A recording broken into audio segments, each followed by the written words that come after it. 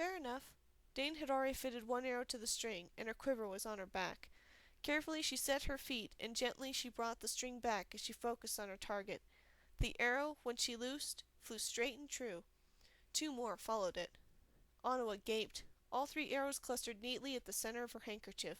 Their heads were buried so deeply she had to cut them loose. "I take it this is something else you have a knack for," she said when Dane came to help. "Grandad thought so." The girl shrugged. "It worked out for the best. His bones got to hurting him so bad he couldn't even string a bow, so I brought in all our game." The yellow stallion screamed a challenge to a passing draft horse and reared, pawing the air. "Odds bobs!" Dane yelled, exasperated. "Can a girl take her eye off you for a moment without you acting up?" She ran to the stallion's head and dragged him back down to all fours, holding him until the draft horse walked calmly past. Ottawa came up to them, smiling. "Well, time to get back to work." Well before dark, Ottawa led them out of sight of the road and into a grassy hollow sheltered by trees. It was plain other travelers stopped here. The fire pit was lined with stones, and a lean-to kept stacks of firewood dry. "Toss you to give the ponies a going over," Ottawa suggested, "for ticks and stones and whatever. Winter gets to dig the latrine trench and catch fish." Dane considered. "I'd rather check the ponies." Ottawa grinned. "Wonderful. I feel like a bit of fishing just now." Smiling, Dane went to work. It made no sense to give the ponies a thorough grooming while they were on the road, but she got rid of the worst tangles and checked the animals' hooves.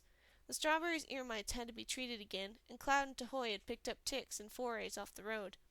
The girl was finished when Ottawa returned with two fat trout. "Think this'll feed us?" the comer asked, holding them up. "More than. I'm so tired I couldn't eat but a mouthful." Dane saw that Ottawa's hair was wet and her face pink from scrubbing. "It's safe to wash?" "If you make it fast." "It's too cold to be slow." She hesitated. "Need my help with supper?" Ottawa waved her away. "Tahoe'll keep watch for you." The water was very cold. Dane scrubbed quickly and jumped out, feeling deep respect for Ottawa's courage. Supper, fish in a pot of spiced white cereal grains Ottawa called rice, was hot and filling. They ate without talking, but the silence was a comfortable one.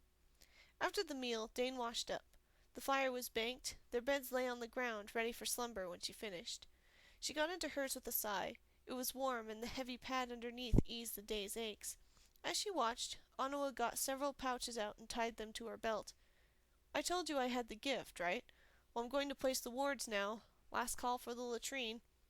Dane yawned. "I'm set, thanks." She watched as Ottawa drew a circle around the camp, ponies and all, first in salt, then in water. Soft chanting came from the woman as she walked the circle a third time, calling on magic powers to guard its contents. Red fire spilled from her hand to follow the circle and complete it.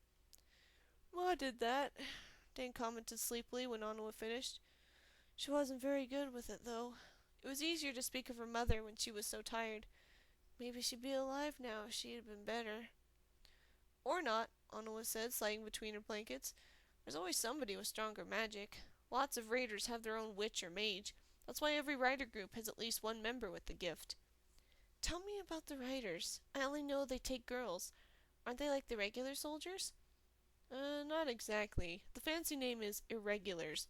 Tortal has a bad time with bandits, and the army's too big and too slow. Bandits hit and run. To fight 'em, you need to move the same way. The Queen, Theet, she started the riders 7 years back.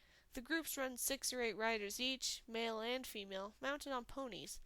Right now there are 6 groups posted all over Tortal. They live off the land, protecting the small villages from raiders. "Who runs it?" "Queen Theet is commander-in-chief. Her guard, Buri, handles day-to-day affairs, so she has the title of commander. A black man, Sarge, comes just under them. The king's champion you heard of, Alana, she helps out." Ottawa looked over and saw that the girl was fast asleep. Smiling, she pulled up her covers and closed her own eyes. The badger crawled in with Dane soon after that. Although he was big, he didn't wake her. She was used to nighttime visitors. Without waking, she caressed the animal's head. He sighed gratefully and slept too, his muzzle pressed into her palm. She did notice him when she woke later and was careful as she sat up. "I tell ye, I saw 'em. 2 strings of ponies, gold on the hoof, down in Tortal." The speaker's voice was rough and country bred. Reaching for the crossbow beside her, Dane saw that Ottawa and Tahoe were also awake. The dog's hackles were up, his teeth bared in a snarl, but he made no sound. Seeing her, the Khmer put a finger to her lips. Dane nodded, easing the bow onto her lap. Inside her bed, her guest shifted nervously, quieting only when she rested a hand on his head. "If you saw 'em, then where'd they go?" Leaves rustled as men prowled the hollow around their campsite. "I'm no witch to guess such things. It's like they vanished off the face of the world." "Shut up. They probably found a farm or kept moving. Let's get back to the rest." The new voice held authority. The others grumbled, but obeyed. They had been gone some minutes before Dane relaxed enough to put down her weapon. Tahoe licked Onua's face, his tail wagging. "It's all right," Onua whispered. "Nobody can hear us if we're quiet." "That's some protection," Dane breathed. "With moth circles, you couldn't get in, but you knew it was there." The Khmer grinned. "Now you know how I can take the road with just my assistant and Tahoe." She curled up in her blankets. "Night." The badger grumbled as Dane settled and walked in her dreams. "It's about time I found you," he said. "Do you know how long I've been looking? I actually had to come into the human realms to get a scent of you." "I don't wish to seem rude," she apologized, "but why were you looking for me? I don't believe we've met, have we?" "Not exactly," he admitted with an embarrassed snort. "You see, I promised your father I'd keep an eye on you, so I looked in on you when you were a kit, all pink and noisy.